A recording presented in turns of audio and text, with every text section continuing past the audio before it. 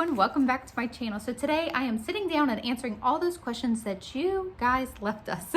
So this question and answer video is going to be a little bit different than what I have done in the past. In the past, I have sat down and answered all the questions in just one video, and it's one long video. Well, there was a ton of questions this time, and there was actually a lot of questions pertaining to our move, the land, the house, all of those. And I was like, you know what, it would be really good to just do a dedicated question and answer video just pertaining to all of, about our move and the house and land and all of that.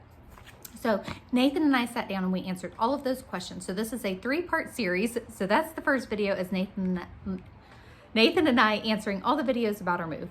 And then the second video, since I had Nathan, there was a lot of really good questions pertaining to just kind of family related that I was like, it would be good to get his input on some of these questions. So that's the second video. So if you asked questions about our move or the house or land, that's in the first video of the series. Just kind of a family related question, that's in the second video of the series. And then this one is any questions that you might have asked that is more mom related or directed towards me or homeschool, kind of just mom life in general. So that is what I will be answering in this video. So if you ask questions about the others, go check out those videos or stick around and hear what's in this video. So I will link the other videos in the description box below so that y'all can go check out those Q&A videos as well. So it's just kind of a fun week of answering all of your questions. So let's get on with it. So like I said, in this video, it's going to be answering questions more pertaining to mom life or homeschooling in general. So the first question is from Joanna: how strict are you with your children with letting them using social media, technology, and from what age? Like, for example, using mobile phones, tablets, smartwatch, internet, television, and so on. So it's funny, I was preparing all of this and Miley was asking me, so she's 10. Peyton was also in the room, she's 13. Was asking me, well, what kind of questions are people asking you? And this was the first question on the list. So I just read that to her and they both kind of like looked at each other. I was like, well, what's the answer? What do you think?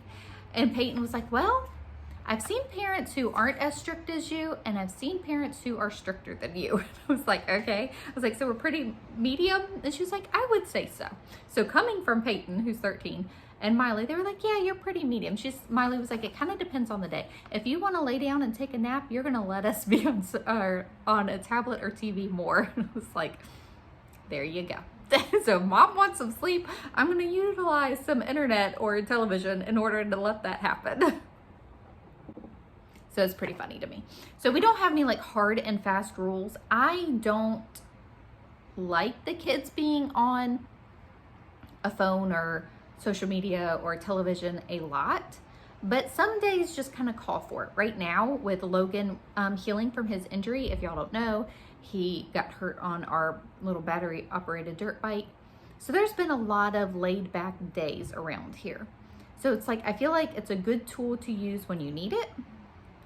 And so we've been watching a lot of movies and such, but then it's also, I want the kids to be outside playing and playing with their friends and being creative. So there's a balance, I would say. So as far as like getting a phone, our children, it just kind of flabbergasted me that kids are given like an actual phone that's used at such a young age now. First of all, that's expensive. So Taylor is our first child to receive a actual phone with a phone plan and all of that. And she got it for her 15th birthday. Now, with that said, I was actually surprised because we held off forever. Like all of their friends have phones. With that said, I'm actually surprised at how much I liked her having a phone. I do like being able to get in touch with her, but I know that she's responsible. Like, I think that obviously you have to use your own judgment for your own children. If I have a child who is not responsible, no, they're not going to have that. They're going to have to earn it because it's an expensive privilege. And that's exactly it. It's a privilege. It's not a right. So that is kind of what we have done so far. I'm pretty sure Addison will get a phone for her 15th birthday as well. So far, she is proving to be responsible. But that's also the first thing that we take away when some kids are not doing what they are supposed to be doing.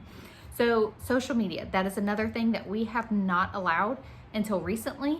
Our 3 oldest daughters do have a social media account, but it is monitored by me and I can go in and see it at any time. And I also have told them to only accept requests from people that they know in real life. So that's kind of how we go about it. And I'm constantly checking in with them as, you know, does anything happen? Because I just feel like so much stuff just pops up. Like it happens to me all the time. And that's more my fear with it, is stuff being pushed in front of them. So I have told them that anything that happens that they know is, you know, I can't think of the word right now, not correct, something in line of what we would believe, inappropriate, why I couldn't think of that word, that they need to come and tell me immediately. And so far they have, and they have shown wisdom in that. So as long as you are showing me wisdom, we will just take it little by little. That was a long answer to that, y'all. But I feel like it's such an issue today. Just social media and the internet, it's a big deal. And I think that we just need to use wisdom and our mama judgment in that area. Okay, so Katie asked, how do your children feel about moving? So I actually should have put that in the other video. And how do you keep yourself going all day with 11 kids? I have 4 and I'm constantly tired and stressed. I have no idea how you are able to homeschool and keep yourself sane with 11 kids. Girlfriend, I am not sane. I promise that. So far about the move with the kids, it's been a tough season for our family, and everybody is excited about the land and now that we have something. But when we were in the period of the unknown, everybody was very overwhelmed because we didn't know what was going to happen. But so far, everybody's getting more. Anybody who's a little hesitant is getting more excited, because there's a lot of excitement with getting land, 5 acres, and all of that, and all the plans and hopes that we have for it. There's some hesitation with the house just because we're downsizing some, and how are we going to do things? So, and we've got to get rid of a good bit of stuff too. So it's just, I think, normal feelings. So as far as being sane, I promise I am not. I have my moments. And here's the thing, just like you, I think you said you had 4 children, right? You didn't just wake up one day and have 4 children. Unless you had quadruplets, and if you did, then God bless you. I didn't wake up just one day and was given 11 children. You know, we added them one at a time. And it is overwhelming. And there's been periods and points where I'm just like, I don't know that I can do, you know, I can handle having another baby. But God always gives us grace for where we are.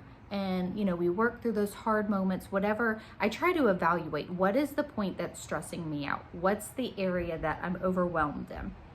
And then I need to try to fix that area. So let's say the clutter in the house. I can tell, like, that's something that will get overwhelmed, and I'm getting anxious, and then I'm not having as much patience in an area that I need to have patience in. And I'm realizing that I'm like, okay, it's time to get this house in order. Let's declutter. Let's get rid of some of the stuff that we have lying around. And that really does help. So if it's laundry, say you have mountains of laundry, try to figure out a system that can help limit that area for you. And that's just with any area of life. And that's kind of what I've done in the areas that cause me anxiousness. So hopefully that makes sense. Homeschooling, the same thing. I try to streamline everything as much as possible. Now I do have older children, and that helps a lot now. But I very much remember having only little kids and trying to homeschool and trying to get stuff done. And it's just realizing what's the most important. So it's kind of like whenever a busy season of having only little kids, I would think to myself, if I just get one thing done today, what do I want that to be, to feel, you know, like the day was accomplished? And that was school. And if I got school done for the day, it was great. And if there were still dishes in the sink or laundry to be folded, it was fine because we got school done. And so that was a good day. School became the priority once we started homeschooling. And everything else, I just do the best that I can. Okay, another long-winded answer, I'm sorry. So Chrissy and Cece asked, do you guys have a set budget for the month? Could you also do an updated how I budget for my large family video? Much appreciated. So I do have, gosh, that was like probably one of the first videos I did, or it was a long time ago, of how we budget for our large family. So here's the thing, I am not a really good budgeter, and neither is Nathan. So we live on a limited income. Nathan is the primary income and works, and sometimes he brings in overtime, and that is super helpful, but for the most part, it's the same pay. And my biggest advice, so like I said, we're like a cash budget, everything in an envelope type people. I admire that. And sometimes I say to Nathan, maybe we should try doing things this way. It just isn't something that we have put on in priority for us. So I honestly, we have written out all of our bills and we know what they are for the most part each month. Some things fluctuate like electricity and stuff like that. If we don't have the money, we don't buy it. And I say that with hesitation because we aren't against putting some things on credit. Now, I don't like to because I just feel like that's kind of like a slippery slope. But say we don't have any extra money and a kid, needs a pair of pants because they literally don't have any pair of pants, I will go and get them a pair of pants. Now, I'm not going to go and get them an expensive pair of pants. So that's kind of just how we handle things. I know that sounds terrible, but we just aren't extreme budgeters. We live within our means and we do the best that we can with what we have. If a need arises, for the most part, we try to research and get the best value that we can for the money that we have. And if it's something expensive, like say the kids need a new mattress or something, we save for it. And then again, we try to get the best value for what we can afford. So it's really, I really don't like budgeting questions because we aren't really strict budgeting gurus. We just do the best with what we have. And I think the most important thing is to live within your means. And again, we do the best that we can there. Like, we're not perfect with it, but we just do the best with what we have. That's all that I can say. Okay, so Julia asked me, what shampoo do you use to keep your hair so healthy? Well, thank you, Julia. So I actually use either Suave shampoo, conditioner, 2-in-1, or Tresemme shampoo and conditioner. I really don't do anything extra or special. Sometimes hair can get too used to a product and then it's like you really need to switch. So my hair was getting really used to Tresemme, so I switched to Suave, and I really haven't had much of an issue with Suave. So that is what I use. So my friend recently told me about the shampoo bar. It's like a soap bar, but a shampoo, and they sell a conditioner one. I can't remember the name of the company, Earthling. And I really want to order that because it just sounds really cool, and it's all natural products, but I haven't done it yet. So this right here, this is Suave. Now I do wash my hair every second to maybe third day. I was getting to where I could go 4 days and it's getting oily again. I don't really know why. And I will use a dry shampoo or baby powder. And there's like a bug on me, sorry. Like, I don't know what that was. I think it was a gnat. Okay, anyways, but that's what I do. So I wash my hair every other to third day right now. And this is freshly washed today, but thank you. So, and I haven't ever really been, I've had highlights over the years here and there. It's actually been a number of years since I've had it. That's it. Okay, so Haley asks, well, she says, congratulations on the land. Thank you, Haley. So this is Haley Chapman. She says, I have been wondering what happened to Logan's dog. So it was actually Jackson's dog. And I've addressed this. I actually answered her directly on the community tab. And I've gotten this, comment a couple times, hey, I haven't seen your dog in a little bit. And I've answered it there. And I have answered it in a Q&A video. I've kind of been accused of doing unmentionables to this dog in the comments, which is just insane to me that people jump on this bandwagon. So Daisy, we had this black lab. We had her for 2 years. She is at a new home. She went to a friend of ours. It was just a better fit. They have a fenced in yard and they have children as well. Daisy was a great dog, great with children. She was a little rowdy, but she was a puppy. We had her for 2 years. So Jackson had begged us for a couple of years, like a number of years, to get a dog.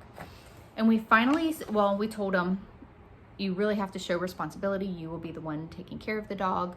And we finally, got him a dog. In hindsight, we should have gotten a medium-sized dog because the bigger she got, the more stronger she got. And it was getting harder for Jackson to walk her and train her. So we had talked about even doing the invisible fence and all of that, and we didn't end up doing it. Jackson came to me and said, I really feel like Daisy needs a different home, one that has a yard where she can be more rowdy in and just get that energy out. And we had some friends that had showed interest in her in the past, so it was just a better fit. Daisy is doing well. She has adjusted to her new home great, and it was just a much better fit. This family particularly really liked black labs, and they have a fenced-in yard and can give her more of the attention that we were not able to. So I made sure that she went to a good home, and she is, and she's happy and she's healthy. Okay, so Samantha asked, well, she actually said that she's got 5 kids in homeschooling, but I feel like I'm failing every single day. How do you parent so calmly? You never seem to get grumpy over the chaos. Oh, girlfriend. I promise I do. What is your chore schedule? How do you discipline? How do you parent calmly? And what have been your biggest and best influences in learning how to be a mama and how to parent? Well, thank you for your very kind words. I promise I get overwhelmed. I get grumpy, especially in chaos. So I actually kind of have a sensory thing. It's when there's too much going on at once. If the TV's loud and the kids are loud, and say somebody comes and asks me something, I'm just like, I get overstimulated is what I have an issue with. So I often feel like I'm failing. I'm like, how am I supposed to get all this done? There's so much to do. There's so little time. There's so little energy. And like I said in the previous comment, is the things that have helped me was to focus on, if I only got one thing done today, you know, the most important thing. And for us, that's schooling. Then anything else that happens after that is a bonus. Okay, so now having older children, and even like I start them when they're 5 and actually younger now, but whenever we only had little kids, they started at about age 5 unloading the dishwasher. And at the time, I didn't want them climbing up on the counters, you know, to put things away. Actually, Sarah from our tribe of many puts those things on her bottom shelf so that her little kids can unload the dishwasher. And that's such a brilliant idea. I've toyed with like doing it, but I haven't, because now I do have older kids that do these chores. So at the time, it didn't occur to me to be smart like that and put the dishes in the bottom cabinets, but I just had them stack them on the counter. And now it gave them something as far as a chore, something to be responsible for, of unloading the dishwasher. And it may seem like it did add a little bit of chaos just because dishes were all on the counter. But as I walked through the kitchen, which, you know, is a million times a day, I would just start putting those things up that went up high. And the kids put anything down low, they put those things up. And even just something as small as that was a huge help to me whenever I only had little kids. So we do have a chore schedule, and I actually have a video of our chore system and how we handle it. We do a monthly chore rotation. And so I will link that video in the description box below. Doing them monthly has been huge for us because I'm not having to remember to switch things out weekly or anything like that. I do like the idea of kids having a chore for a longer period of time, but for us, we have chosen to do a month so that it's a good rotation. I don't know. That's what we have done. So how do you discipline? So how do you parent calmly? Okay, I am not always very calm, I promise. I do try to not react, okay? I am not good at it. I can get overwhelmed, but removing yourself from the situation is huge. Taking a deep breath and trying to talk to them calmly. It's not always easy whenever something crazy happens or a huge mess or kids are fighting or what have you, but trying to just take that couple of seconds before you respond. Huh? Drew and Harper want a popsicle. They just came in and asked me. Okay, so another thing that I noticed that really helped me is like she said, what are your best influences? So I actually took a early childhood development class in high school. And at the time, I didn't realize what an influence this teacher had on me until I became a mother. And there was a lot of the lessons that she gave. I took this class for 4 years in high school.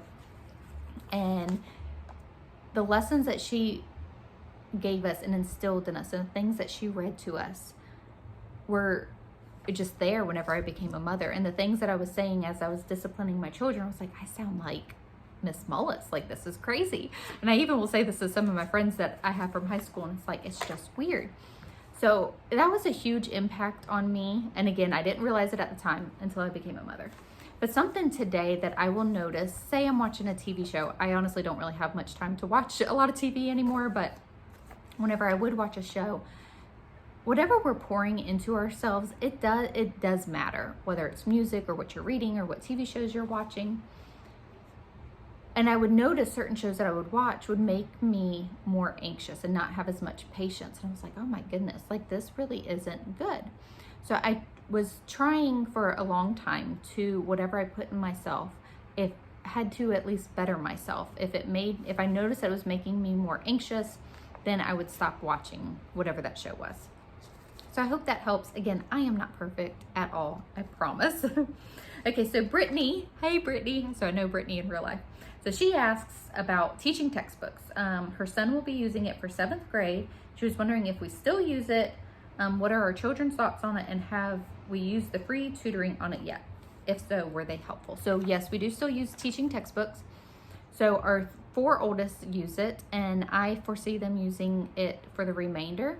Now, one of our children, I did have start using teaching textbooks, and it wasn't a good fit for her.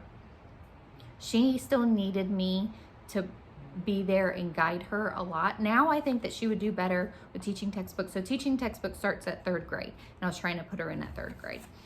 So I will say this, for teaching textbooks, which your son's going to 7th grade, so he should know multiplication facts by this. I do feel like your children need to know their multiplication facts before they start using teaching textbooks. They do teach it, but I wouldn't say it's in depth enough. It is a good program. We have liked it. It has helped immensely, especially getting up to those higher grades. Now, the tutoring that you're asking about, I have used it and I've only used it once. So the tutoring is per question. So say that there's a math problem that they don't understand. You call them and you say, my child needs help with this math problem. And it's just tutoring to get them through that math problem.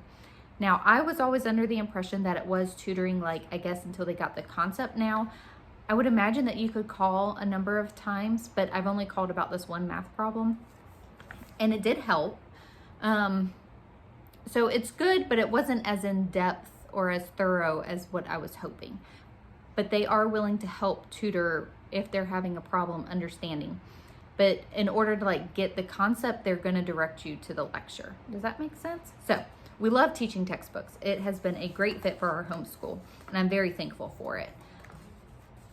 But I definitely would say that kids need to know their multiplication facts and also work good independently as well. Okay, so Alicia goes on. She actually has a YouTube channel. Well, good job, Alicia. So thank you for your kind words. So she has twin boys, and just how do you manage so much in a day? Just one day at a time.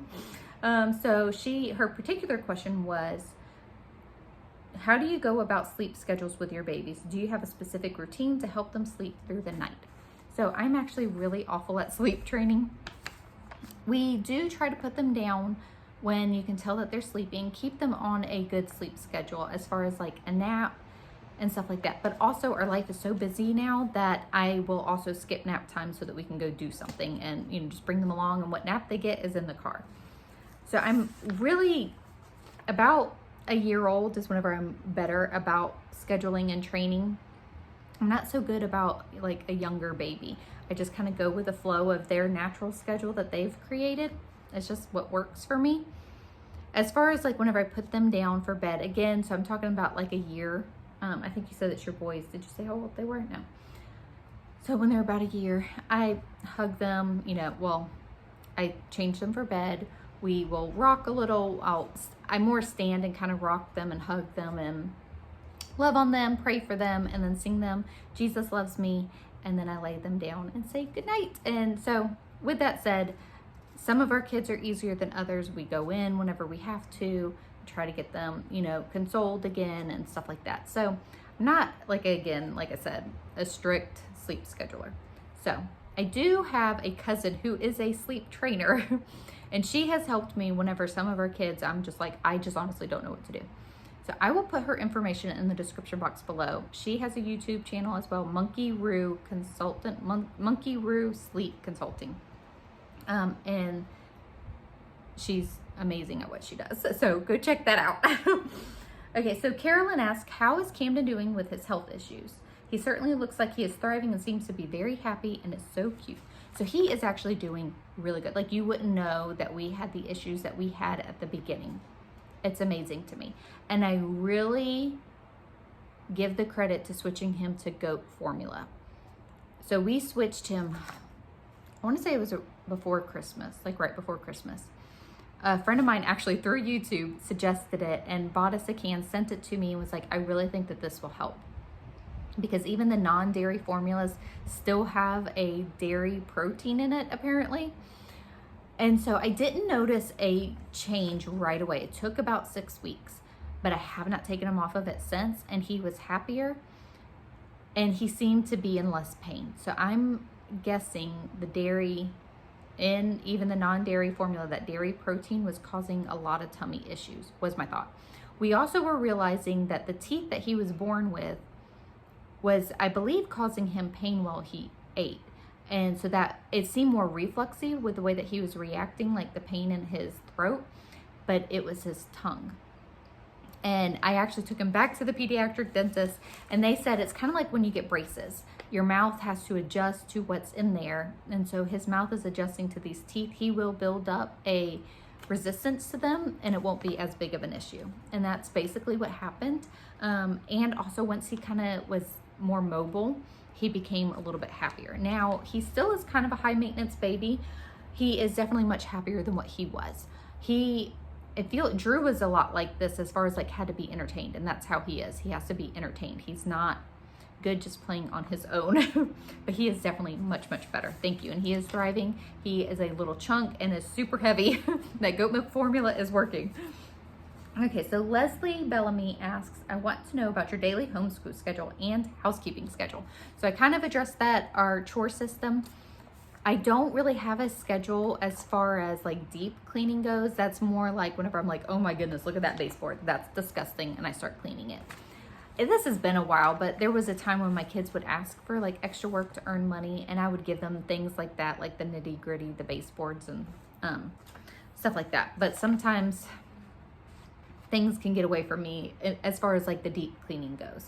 But as far as like a maintenance, we have a chore system. I will link that video in the description box below. And it really works. Now, having a big family, it's not a lot on one person. Like honestly, if right now, I can't remember what my house looks like right now. I try to just maintain everything. But if we were to get a call now, like, hey, can we come over for dinner? And I'm like, yeah, come on over. I'd be like, okay, guys, we have got to go and clean. And everybody would go to their chore, and it would be done in like 30 minutes. So that is one of the beautiful things about having a large family. We make a huge mess really quickly, but we can clean it up really quickly too. Okay, so then homeschool schedule. So I actually have a homeschool playlist that I will also put in the description box below of talking about a ton of different various homeschool topics, from homeschooling with little kids to what do you do with your children, kind of our schedule. Our schedule really, it varies by the day, honestly.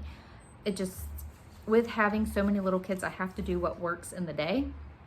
But for the most part, we try to bang out our core subjects, and I just rotate through the kids. So I can work with 2 kids at a time. And then whenever, say, Logan's done, I'll bring in Reagan, and Miley's done, I'll bring in Jackson. So I pretty much sit down with Jackson, Miley, Logan, and Reagan. My 3 oldest are pretty independent. Now, obviously, if they need help, I'm right there, and I can help them. So that's about what I do. I recently shared a recent homeschool day in the life video. So that was maybe a few weeks ago. So you can go check that out as well. And check out that homeschool playlist. There's a ton of stuff that I have shared. I used to share more homeschool stuff, and then I got to just daily vlogs. So hopefully those help you. Okay, so Angie Kathleen Snyder asked, what homeschooling curriculum, if any, have you decided to do this year, or is it too early to even think about? So I have been starting to think about it. I am not, I just kind of march to the beat of my own drum, okay, in every facet of life. So I know so many homeschoolers like start ordering their curriculum for next year, February and March, and I'm just like, I'm still drowning in this year. So I do what works for me, and I'm just now thinking about what to do. So there's some things that I'm going to change as far as for my high schoolers. For my younger kids, I'm going to keep things pretty much the same. I don't think I'm going to change much. So, and actually we have not finished our science and history for the year, and that's okay to not finish. We are going to continue that next year, so I don't even have to worry about that. I've got it already. So we will continue those studies, and that's with just Jackson, Miley, Logan that I'm talking about doing that. I'm doing a combination of things with Reagan, and I will continue doing Christian Light Education for Jackson, Miley, and Logan as well. Reagan's using that as well. My high schoolers, some stuff is going to change. So I am thinking about it. I just haven't nailed down exactly what I want to do yet. So many decisions. I actually want, I think, to utilize the virtual school here is what I'm thinking. I don't know. I'm going to look into it a little bit more. So that's where I'm kind of hung up. Taylor, I'm pretty sure will continue still using the Good and the Beautiful because she likes it and it works well for her. All right, so another homeschooling question. Jessica asks, great name, Jessica. What is your biggest challenge educating your kids? Girl, it's all the interruptions. It is hard. Juggling the little kids, even though I do have helpers with my big kids, we do have things in place, but inevitably a little kid poops or a little kid falls and gets hurt or it needs mom's attention, gets into something, there's a mess to clean up. It's hard. And it is very hard. And it does bother me to a degree, but there's also meaning for my kids that are sitting doing a reading lesson. It does bother me interrupting them, is what I mean by it bothers me. But I have to remember life isn't perfect. They are learning how to work through struggles and challenges. And if it's a really big issue, for a while I did reading lessons in this room. And I would tell one of my oldest daughters, hey, I'm doing a reading lesson with whoever. I need you to keep the little kids entertained. I haven't had to do that for a while because things have been a little bit calmer, if that's a thing around here. But that would be my biggest struggle, is all the interruptions. But it's just a part of life as well. Okay, so the next question is, can you make us a morning routine? She has a large family as well, and she likes to see other moms' organization. So I actually was planning on doing that, and I was actually hoping to have it out this week, but with Logan getting hurt and our schedule just has not been as what it normally is. So I do hope to do that soon. Cross my fingers on that one. It's been on my to-do list, but I just haven't gotten around to it. I actually was going to film it one day last week, and I just woke up and I was like, I really don't feel like doing this because I got to do it like as soon as I wake up, right? So anyways, maybe I'll get to it soon. Okay, so Sweet Kentucky Mama asks, regarding homeschooling, what do you do for the little ones for preschool?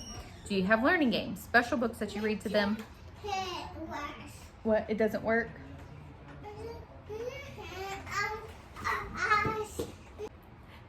Interruptions. There you go. Just roll with the punches. That's all that I can do. That's honestly what I do with everything. I'm just like, okay, you just roll with what's given to you.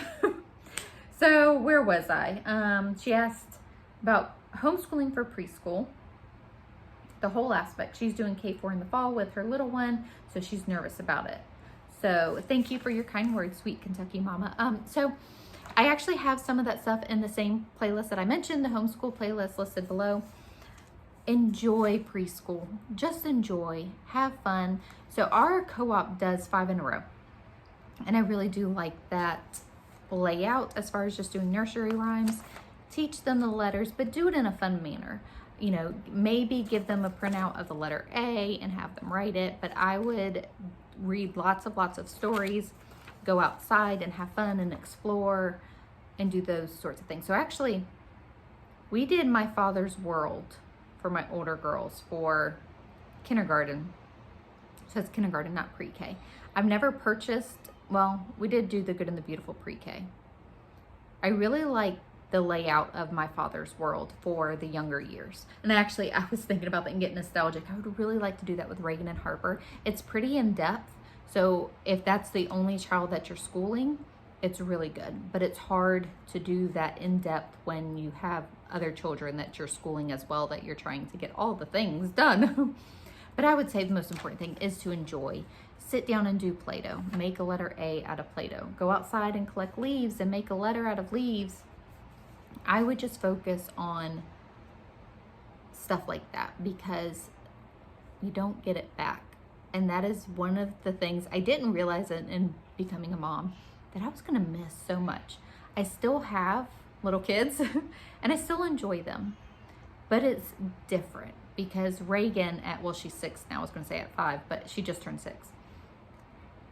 She acts so much more grown up than what Taylor did at 5 or 6 years old because Reagan has the older siblings in the house.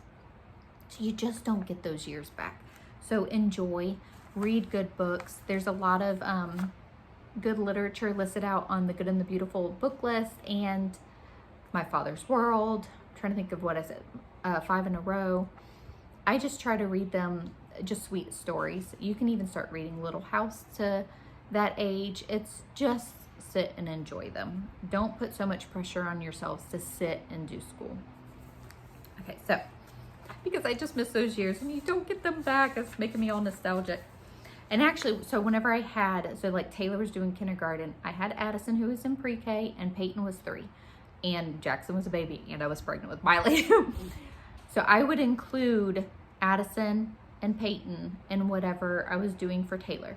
It was there for them if they wanted to, but I didn't require them to sit at the table. And that's still honestly what I do with like Harper and Drew now. It just depends on the child and the age, honestly. Okay, so then Mixed Bag asks, what is your grocery budget? Well, it has changed recently. I'm a little bitter over this. Oh, so this is the last question. So we used to spend about $1,200 a month on groceries. And it has gotten a lot more. So I am really having to do things differently, make a lot from scratch because we can't afford anything more than that. So that is what I aim for. And it has not been that lately. It has gone up about $300 within the last few months. And it's stressful and it's overwhelming. Honestly, we were just talking about this, Nathan and I, like, what else can we cut out? So I've been trying to cut out any of the snacky things that I can make and stuff like that. But we try to not, we just try to do the best with what we have. So we buy our meat for the month from a local meat store. And I think it helps us save money, but we're also getting a very good quality for what we are purchasing. And then just stretching everything that I have. So whenever I make chicken pot pie, I double the vegetables, not the meat, and that helps save money. And I do that with a lot of, that's why I make a lot of casseroles, because it helps stretch things. So just doing the best that we can with stretching everything, because it's getting very expensive and overwhelming. So, sorry, I'm a little bit upset about the whole grocery thing because it's something that's stressing me out right now. If you did not see those other 2 question videos, go check those out. Again, those were about the home, the land, and our move situation, sitting down with Nathan, and then sitting down with Nathan again and answering any family-related questions that would be interesting to hear his point of view on things. So thanks for hanging out with me. Thanks so much for all of your questions and your support, and we'll see y'all in the next video.